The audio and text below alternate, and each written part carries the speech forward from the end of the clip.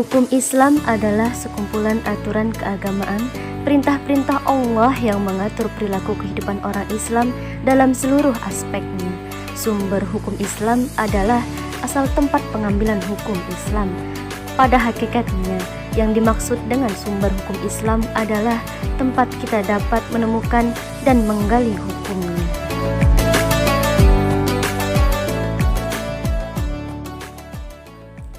Assalamualaikum warahmatullahi wabarakatuh. Perkenalkan, nama saya Lia Rustiana Dewi dengan NIM 201190041. Saya dari kelas 5B Prodi Pendidikan Agama Islam, Fakultas Tarbiyah dan Keguruan, Universitas Islam Negeri Sultan Toha Saifuddin Jambi. Mari sama-sama kita simak mengenai ijma sebagai sumber hukum Islam. Dalam kajian hukum Islam, banyak sekali dalil-dalil yang digunakan. Dalil-dalil ini juga disebut sebagai sumber hukum Islam. Para ulama menyepakati dalil hukum Islam yang 4, yaitu Al-Quran, As-Sunnah, Ijma, dan Qiyas. Adapun pijakan dari keempat dalil syara ini yaitu terdapat dalam Al-Quran surah An-Nisa ayat 59 yang berbunyi, Bismillahirrahmanirrahim. Ya ayyuhalladzina amanu ati'ullaha wa ati'ur rasul wa ulil amri minkum fa in tanaza'tum fi syai'in farudduhu ilallahi war rasulu in kuntum tu'minuna billahi wal yawmil akhir dzalika khairu wa ahsanu ta'wila. Yang artinya, wahai orang-orang yang beriman, taatilah Allah dan taatilah Rasul Muhammad dan ulil amri pemegang kekuasaan di antara kamu. Dan jika kamu berbeda pendapat tentang sesuatu, maka kembalikanlah kepada Allah. Dan jika kamu beriman kepada Allah dengan hari kemudian, yang demikian itu adalah lebih utama bagimu dan lebih baik akibatnya. Quran Surah An-Nisa ayat 59.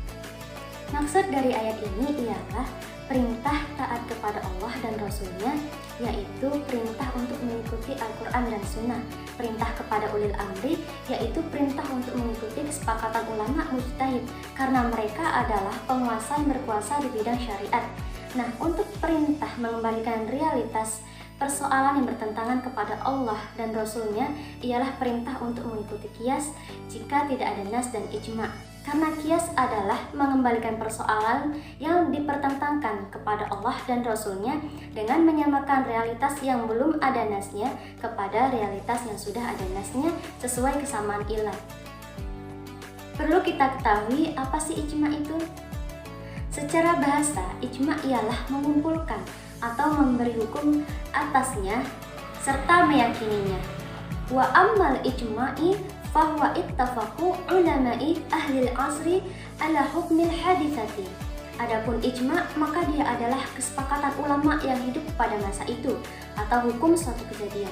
Maka dapat kita ambil kesimpulan bahwa ijma merupakan sumber hukum ketiga setelah Al-Quran dan hadis, bahwa ijma merupakan kesepakatan para ulama yang untuk menetapkan hukum yang berdasarkan Al-Quran dan hadis. Kemungkinan terjadinya ijma ialah pada masa pemerintahan Abu Bakar, Umar bin Khattab, dan 6 tahun pertama pemerintahan Utsman bin Affan. Nah, pada masa itu umat Islam itu masih menjadi satu. Belum ada perpecahan dan perbedaan pendapat yang tajam di antara kaum muslimin itu sendiri. Selain daerah Islam juga belum begitu luas, masih memungkinkan untuk mengumpulkan para sahabat dan para orang yang dipandang sebagai mujtahid. Maka ijma itu terjadi setelah Rasulullah SAW itu wafat. Nah, pada masa Rasulullah itu masih hidup, ijma itu belum ada dikarenakan Rasulullah sendiri pun menjadi sumber hukum Islam pada masa itu. Tempat orang bertanya jika mereka tidak mengetahui apa segala sesuatu atau mendapatkan perbedaan pendapat, maka mereka bisa bertanya langsung kepada Rasulullah SAW. Kita mengetahui jumhur ulama berpendapat bahwa kedudukan ijma menempati salah satu sumber atau dalil hukum setelah Al-Quran dan Sunnah. Jadi ini berarti bahwa ijma dapat menetapkan hukum yang mengikat dan wajib dipatuhi umat Islam. jika tidak ada ketetapan hukumnya di dalam Al-Quran maupun Sunnah. Untuk menguatkan pendapat para jumhur ulama menerangkan dalam Quran surah An-Nisa ayat 115 yang berbunyi, Bismillahirrahmanirrahim. Wa may yushaqiqir rasula min ba'di ma tabayyana lahul huda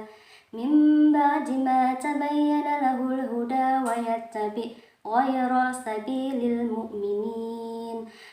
sabilil mu'minina nuwallihi wa ma tawalla nuwallihi jahannam wa sa'at masira, yang artinya, dan barang siapa yang menentang Rasulullah Muhammad setelah jelas kebenaran baginya dan mengikuti jalan-jalan yang bukan merupakan jalan orang-orang mukmin, maka kami akan biarkan dia dalam kesesatan yang telah dilakukannya itu, dan kami akan memasukkannya ke dalam neraka jahanam, dan itu adalah seburuk-buruknya tempat untuk kembali.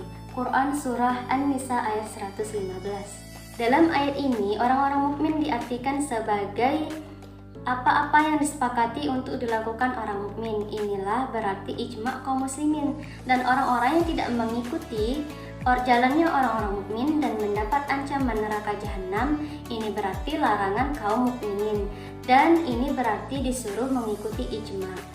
Salah satu persyaratan ijma' ialah adanya kesepakatan. Artinya dalam sebuah ijma' harus ada kesepakatan, yaitu seluruh peserta ijma' harus sepakat atau satu pendapat, baik yang ditunjukkan secara lisan maupun perbuatan. Karena ijma' diputuskan oleh sejumlah mujtahid dan tidak mungkin akan terrealisasikan jika hanya seorang mujtahid saja. Nah, untuk ijma' di sini terbagi menjadi dua macam, yaitu ijma' al-sarih dan ijma' al-sukuti.